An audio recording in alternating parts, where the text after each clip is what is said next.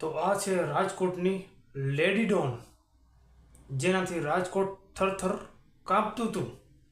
સારા સારા પુરુષો મર્દો આનું નામ સાંભળી અને ડરી જતા હતા. તો કોણ છે આ લેડી ડોન, જેણે રાજકોટમાં ધોળા દિવસે ખૂન કરેલું છે? ધોળા દિવસે એણે કિરણ કાબરા, એક બુટલેગર હતો રાજકોટનો મોટો, એની હત્યા ધોળા દિવસે કરી નાખી હતી.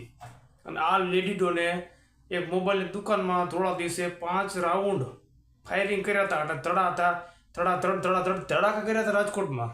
એ આ લેડી ડોન, જેની માથે મારામારી, હત્યા, ફાયરિંગ કરવી, જમીન પચાવવી, ખંડણી, કિડનેપિંગ, આવા અસંખ્ય ગુનાઓ એની માથે છે. અને એની આખી એક ગેંગ પણ હતી. અડધો ડઝનથી વધારે આ લેડી ડોન, કુખ્યાત લેડી ડોન ઉપર ગુનાઓ છે.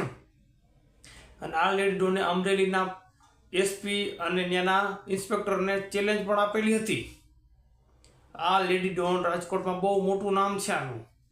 તો ધોળા દિવસે એણે બુટલેગરની હત્યા પણ કરેલી હતી. તો આ લેડી ડોનનું નામ છે સોનુ ડાંગર.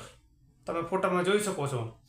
આ સોનુ ડાંગર, એણે એક ભાઈ સાથે લગ્ન કરી અને ત્યાર પછી એણે પોતાની ગેંગ બનાવી અને રાજકોટ, સુરત, ગોંડલ, અમદાવાદ, ભાવનગર, બધા મોટા મોટા સિટીમાં આ ડોનની ખિલાફ ઘણા બધા કેસો ફાઇલ થઈ ગયેલા છે.